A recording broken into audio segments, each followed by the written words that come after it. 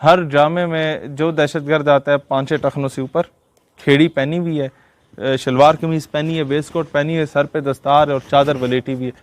कौन है जी? दहशतगर्द है। अच्छा, फिर आपके टीवी पे एड्स चलते थे। अगर इस होलिया का कोई बंदा आप देख लें तो फौरन फलां नंबर पे कॉल करें। क्या शो करना चाहते हो इस कौम को? ये एक सोची समझी साजिश के तहत है। ये इंटरनेशनल मीडिया पे भी यही हो रहा है, इंडिया भी यही कर रहा है। हम कौम जो है ना वो पंजाबी पठान कौम नहीं है, बिल्कुल नहीं। बीइंग अ मुस्लिम हम कौम है। सिर्फ ये तकसीम इसलिए की गई है, ये एक सोची समझी साजिश है। मैं आपको ज़रा बैकग्राउंड बता दूं। 2001-2 में मोबाइल सही तरीके से इंट्रोड्यूस होना शुरू हो गए।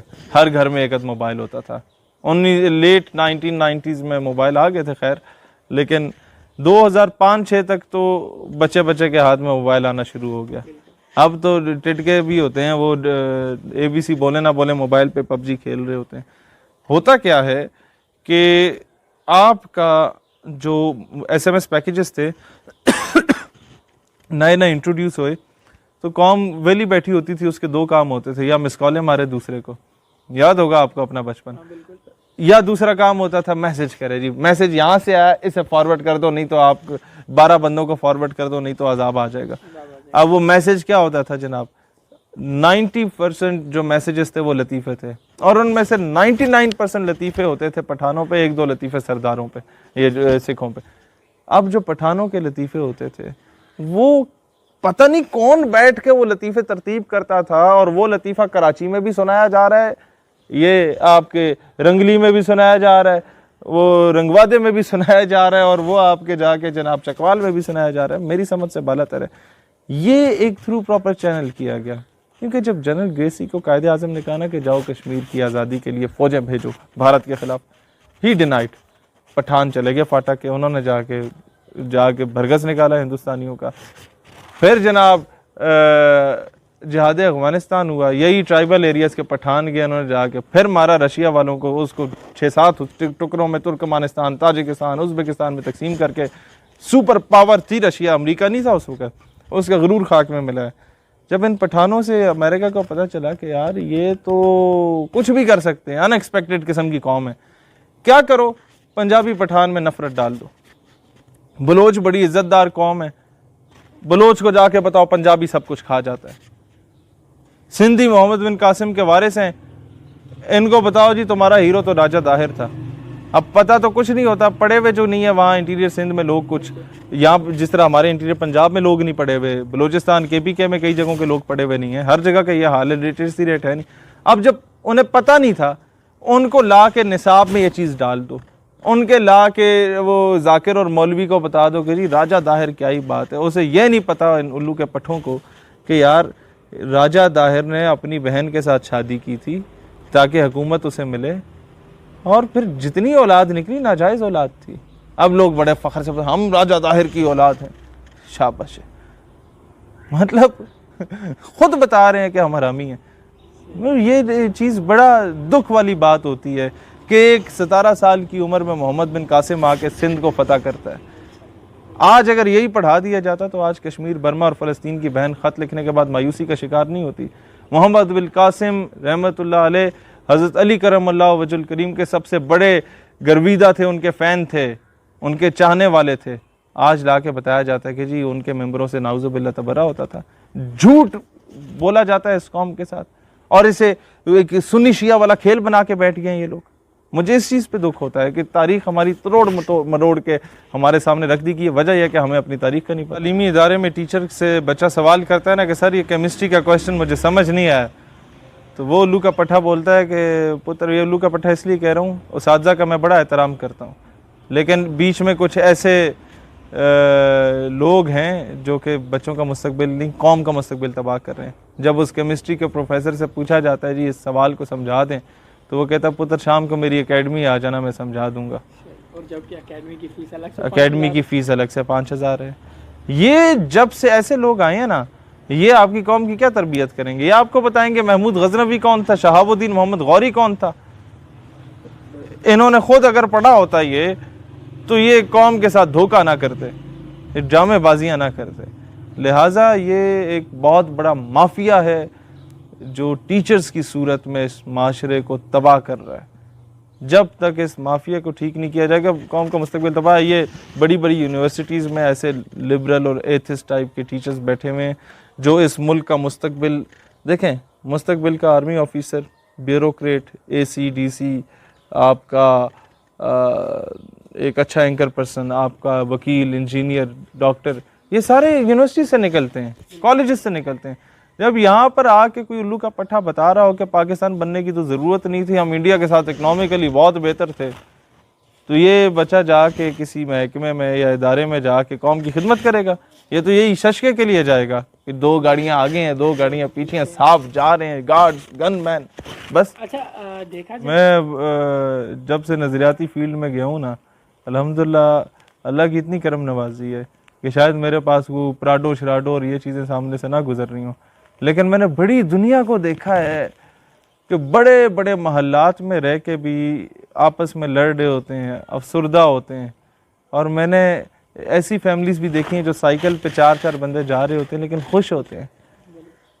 ऐसे लोग भी देखे हैं कि वो इतना कुछ होने के बावजूद भी सुसाइड कर लेते हैं, घर से भागने पे मजबूर हो जाते हैं। और फिर जब आप नज़रियाती ज़िंदगी गुजारें तो सब कुछ जो आप चाहते हैं अल्लाह आपको अता करता है। मुश्किलात ज़रूर आती हैं लेकिन अल्हम्दुलिल्लाह मुझे मिला सब कुछ जो चाहता था अपनी ज़िंदगी में। इस एज में अल्लाह ने कामयाबियाँ अता की अल्हम्दुलिल्लाह। अपनी पसंद की शादी हुई, अपना माशाल्लाह प्यारा सा बेटा है और अच्छी ज़िंदगी गुजार रहे हैं अल्हम्दुलिल्लाह। तो ये ज़रूरी नहीं था कि मैं 6-6 लड़कियों के साथ पार्कों में फिरता, गाड़ी में बिठा के फिराता, अब्बा जी के कहता कि प्लाट बेचो मुझे गाड़ी लेके दो। नहीं, उससे यही होता कि अभी भी तिलंगा फिर रहा होता किसी लाल कुर्ती या टेंच भाटे के बाहर, वो बाइक से सिलेंसर निकाल के हुर हुर करके फिर रहा होता। यही होता जो आज ये टिकटॉक वाले फिर रहे होते हैं। बिल्कुल। अच्छा शहीर भाई ये बताइएगा कि आप प्रेसिडेंट हैं अपनी तंजीम के, तो आगे आने वाले वक्तों में आप कौन कौन से इक़दामात हमने 8 जलसों का ऐलान 8 पॉइंट एजेंडा पे कंट्री वाइड जलसों का ऐलान किया। उसमें से जो लिखे हुए थे, खैर जो हमारा एजेंडा है जिस पे हम लोग पूरे मुल्क में जलसे कर रहे हैं, कराची निश्तर पार्क से हम शुरू करेंगे लॉकडाउन के बाद। नंबर 1 सबसे पहले तो आफिया सिद्दीकी साहिबा की फैमिली को हम वहाँ पर मदऊ करेंगे, उनकी आज़ादी की तहरीक को दोबारा से एक आगाज़ होगा इंशाल्लाह। दूसरा ये कि पाकिस्तान इंटरनेशनल प्रेशर में आके अपने फैसले ना करे, खुद मुख्तार कौम हो, आज़ाद रियासत हो हकीकी मैनों में। नंबर 3 आपका तालीमी निसाब में ये मिस्टर चिप्स और सिंड्रेला, तो ये चीज़ें निकालो। ये मुस्तफ़ा कमाल अतातुर्क जो तुम लोगों ने बैठाया हुआ है उसको निकाल के तुम लोग गाजी अब्दुल हमीद पढ़ाओ, सल्तनत उस्मानिया पढ़ाओ, अर्तगल गाजी पढ़ा लो, उस्मान गाजी पढ़ा लो, जो आपके असल हीरोज़ हैं, जिन्होंने ला के अमेरिका की गोद में बैठ के जिन लोगों ने बेड़ा गर्क किया और कौमियत की बुनियाद पर मुसलमानों को तोड़ा, उनको पढ़ाने की ज़रूरत नहीं है। तीसरी चीज़, तालीमी निसाब आपका बेहतर हो गया, ऑटोमेटिकली बेहतर। उसके बाद हम लोगों का सबसे इम्पॉर्टेंट चीज़ ये होगी कि एक मैकेनिज़्म बनाया जाएगा पाकिस्तान को माशी तौर पे मुस्तहकम करने के लिए। आप कर्ज़े किस तरह उतार सकते हैं, आपका टैक्स का क्या तरीका होता है, उस पर प्रॉपर हमारी टीम काम कर रही है। हम हुकूमत को देंगे इंशाल्लाह ताला पूरा एक मैकेनिज़्म। शहीद भाई अपने जो नौजवान हैं अगर वो आपको ज्वाइन करना चाहते हैं तो उसका क्या तरीक़ाकार है? यूसुफ ज़ई साहब, एक दौर था हम लोगों ने मेंबरशिप कार्ड्स भी दिए, सर्टिफिकेट्स भी दिए, मेंबरशिप लिंक्स भी हैं, सारा कुछ हो रहा है। लेकिन एक चीज़ मैं पाकिस्तान की 22 करोड़ आवाम से कहना चाहता हूँ कि जो बंदा हमारे नज़रिए से मुत्तफ़िक है, आप हमारे मेंबर हैं। Card is just a formality. आप काम करें, अपने अपने शहरों में, अपने अपने यूनिवर्सिटीज़ और कॉलेजेस में तंजीम साजी करें, आपको खुली इजाज़त है। कोई पूछने वाला नहीं है आपसे कि जी ये क्यों किया और कैसे किया। नज़रिए का काम होना चाहिए बस। शहीद भी जैसे आपने कहा कि हमारे नज़रिए से मुत्तफ़िक हैं, आप खुला काम करें, मतलब अच्छा काफ़ी सारे नौजवान हमारे ये कहते हैं कि यार शहीद तो एक बड़ी फैमिली से होगा, पैसे वाला होगा, वो जैसे का बेटा होगा। मेरा वालिद साहब कहते हैं हम खेतों में हल चला के फ़ौज में गए, ठीक है, वो एक अच्छे रैंक पे पहुंच के रिटायर हुए, लेकिन उन्होंने मुझे कभी ये नहीं कहा कि पुत्र ऐशी पटो। मुझे 40 रुपए मिला करते थे आज से 4-5 साल पहले रोज़ाना के। 20 रुपए का बंद समोसा, 20 रुपए का सर सैयद कॉलेज से वो मिलता था, FG सर सैयद माल रोड, वो कोल्ड ड्रिंक। अब मैं या कोल्ड ड्रिंक पीता था या मैं समोसा खाता था, बंद समोसा 20 रुपए में बचाता था। हफ्ते में 5 वर्किंग डेज होते थे, 100 रुपए की मेरी बचत होती थी। और यही मेरे क्लास फेलोज करते थे, कोई 10 कोई 20 रुपए हफ्ते के बाद आके वो इस तरह 100 रुपए या 50 रुपए आके जमा कराते थे और हम लोग तंजीमी काम उससे चलाते थे। तो हम लोग सारे सेल्फ मेड लोग हैं। मैंने पोस्टर लीवी और ये मैदे को उबाल के ग्लू बना के पोस्टर दीवारों पे अपने हाथों से लगाए। बैनर्स हम लोग अपने हाथों से लिखा करते थे। ये चार्ट्स बनाना, नारे भी लगाते थे। कारकुन की ज़िंदगी सुजुकियों से लटक के जाते थे अपने तंजीमी प्रोग्राम्स में। एक एक बाइक पे 4-4 बंदे बैठ के जाया करते थे कि यार पहुंच जाएं किसी तरीके से। पेट्रोल के पैसे, वो चौधरी फैसल का बाइक होता था पैडल के बगैर, उस एक पैडल होता था, दूसरे पैडल पे मेरे वो सारे जूते घिस जाते थे वो सिलेंसर पे। और उस तरह हम लोगों ने तंजीम शुरू की। ये तो बाद में वो अब्बा जी की गाड़ी का मैंने एक्सीडेंट मार दिया तो उन्होंने फिर कहा कि तू ही रख। तो मुझे पता होता मैं 4 साल पहले एक्सीडेंट मार देता। लेकिन मसला ये था कि सेल्फ मेड आदमी होता, मुझे शुरू में बड़ा अजीब लगता था कि लोगों के बच्चे ऐसी कर रहे हैं, हमें जो है वो लोकल धक्के खा रहे हैं इतना सब कुछ होने के बावजूद।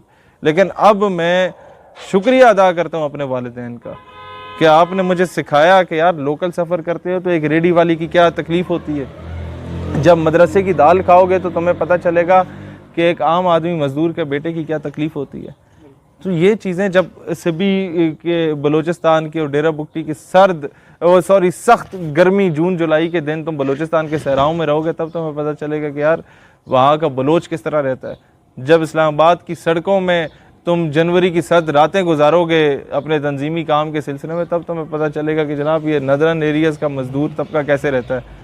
तो ये चीज़ें इंसान प्रैक्टिकली सीखता है, ये इंडियन ड्रामे देख के इंसान नहीं सीख सकता।